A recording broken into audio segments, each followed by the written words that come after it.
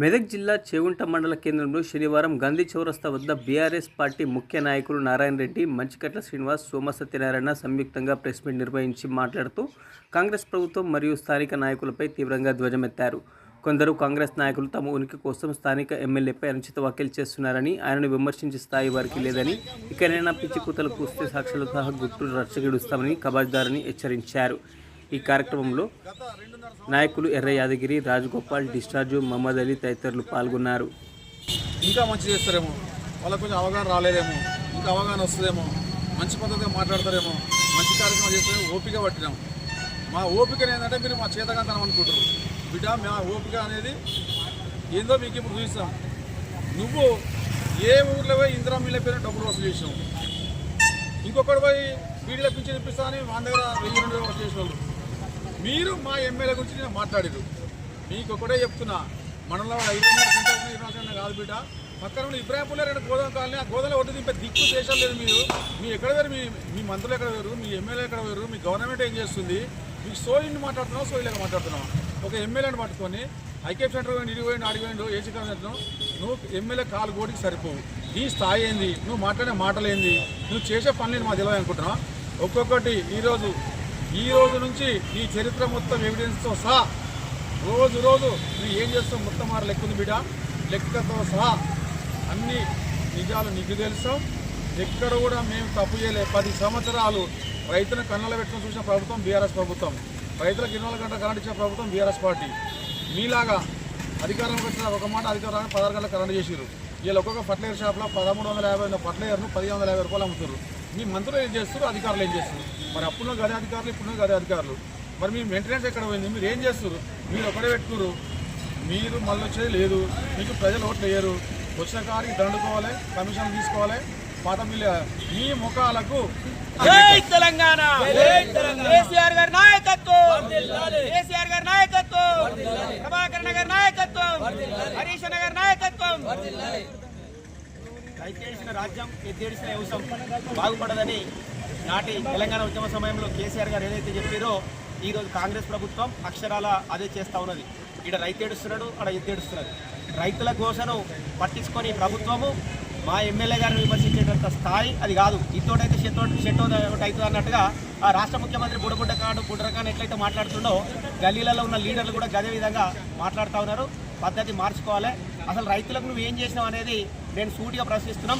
భారత రాష్ట్ర సమితి తరఫున, టీఆర్ఎస్ తరఫున ఈరోజు 850 ఉన్నటువంటి ఎరువులు 2150కి పెంచిన కంపెనీల మీద చర్యలు తీసుకోలేని దద్దమ్మ ప్రభుత్వం ఏదైనా ఉందంటే ఆ కాంగ్రెస్ ప్రభుత్వం, ఈ రేవంత్ రెడ్డి సర్కార్. దాని మీద చర్యలు తీసుకోవాలి. మళ్ళీ వర్షాకాలం పంటలు వేయాల్సినటువంటి కాలం సమీపిస్తూ ఉన్నది.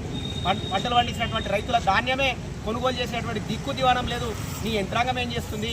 నువ్వు అధికారంలో ఉన్నటువంటి నీ పార్టీ, నీ ప్రభుత్వం ఏం చేస్తుందో దాన్ని మర్చిపోయి మా ఎమ్మెల్యే గారిని విమర్శించడం నిజంగా అది పిరికి పొందల చర్య.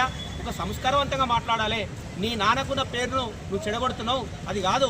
ఒక పద్ధతి, ఒక క్రమ పద్ధతి, ఒక క్రమశిక్షణ కలిగినటువంటి విమర్శలు ఉండాలి, సద్విమర్శలు ఉండాలి తప్ప ఆయన వ్యక్తిగత జీవితాల మీద విమర్శలు చేయడం మార్చుకోవాలి. ఇవాళ మొక్కజొన్న పంటలు వేస్తున్నారు, వాళ్ళకు ఇప్పటి వరకు కూడా యూరియా గతి లేదు. కాంగ్రెస్ ప్రభుత్వం, మరి కాంగ్రెస్ నాయకులు చేగుంట మండలంలో మరి కొంతమంది వ్యక్తులు మన బీఆర్ఎస్ పార్టీని కావాలని మాట్లాడుతున్నారు. ఒక ఎమ్మెల్యే గారిని మాట్లాడే వ్యక్తులు కాదు, అంత స్థాయికి వర్గంగా మాట్లాడే స్థాయి కాదు అది. కాబట్టి ఆయన ప్రతి కొలుగంటి కేంద్రం కాడికి పోయి పలకరించిపోతున్నాడు. అంతేకాకుండా ఎండ అనగా ఏదైనా కొంత తిండి లేకుండా చూస్తాడు. నీ సోనీ ట్రావెల్ నుంచి తెచ్చేవాడు మీరు అడిగేంత కాదు. మరి ఎమ్మెల్యే గారు మీ చెరుకు శ్రీనివాస్ రెడ్డి గారు ఏం చేస్తుండండి? ఆయనకు లేదా? ఆయన ఇన్ఛార్జి కాదా? ఆయన పంపేయలేడా? అసలు మీరేం చేస్తున్నారు? మీ కాంగ్రెస్ ప్రభుత్వం అనేది ఏం చేస్తున్నారు? మా గుర్తు మండలంలో ఏం చేస్తూ కంపెనీలలో వసూలు చేస్తున్నారు. 2000, 3000 అని ₹1,00,000 వసూలు చేసి మీరు వాడుకుంటున్నారు. అది మీ శుద్ధి. మాకు బీఆర్ఎస్ పార్టీ కానీ మా టీఆర్ఎస్ పార్టీ కానీ అట్లాంటి లేదు. ఎందుకంటే మా ఎమ్మెల్యే గారు ఒకటే న్యాయంగా పోమంటాడు. రైతులకు ఎప్పుడైనా అండగా ఉందాము, రైతులకు న్యాయం చేద్దామని చెప్తాడు ఎప్పుడైనా. కానీ రైతులకు గుణపడడం చెప్పి రైతులకు మన చెప్పులు వేసుకొని లైన్లో పెట్టి తిరిగినాం. అప్పుడు ఉన్నాయా? కేసీఆర్ ప్రభుత్వం ఉన్నప్పుడు అప్పుడు లైన్లు కట్టిరా? మీరు ఇచ్చిన 420 హామీలలో తింపి కొడితే 3-4 హామీలు కూడా కరెక్ట్ చేయలేదు. అది పద్ధతి కాదు. సరే అయినా కూడా మీరు వచ్చినది ఇంకొక టైం ఇద్దామని చెప్పి మా బీఆర్ఎస్ కార్యకర్తలు కానీ మా మంత్రులు కానీ మా ఎమ్మెల్యేలు కానీ అందరూ వేగిస్తున్నారు. దానికైనా కూడా మీరు ఎక్కడ కూడా ఏ రైతులను కానీ ఏ పింఛన్లను కానీ ఎక్కడ కూడా ఏం పట్టించుకోకుండా ఏదో కాలయాపన చేస్తారు. అది కరెక్ట్ కాదు. ఇంకోటి మండల్ లోకల్ ఒక వ్యక్తి ఒక ఎమ్మెల్యేలను గురించి మాట్లాడు కరెక్ట్ కాదు. ఆయన ఇంటికే మందం కూడా సరిపోవు, అనవసరంగా పెట్టుకున్నది అది కరెక్ట్ కాదు. నీ పొజిషన్ ఏందో నీ పొజిషన్లోనే ఉండు. అనవసరంగా వేరే పొజిషన్లకు మాట్లాడి అనవసరంగా నీ గుట్టు మొత్తం బయట తెచ్చుకోకు. ఖబర్దార్ బిడ్డే, అది కరెక్ట్ కాదు.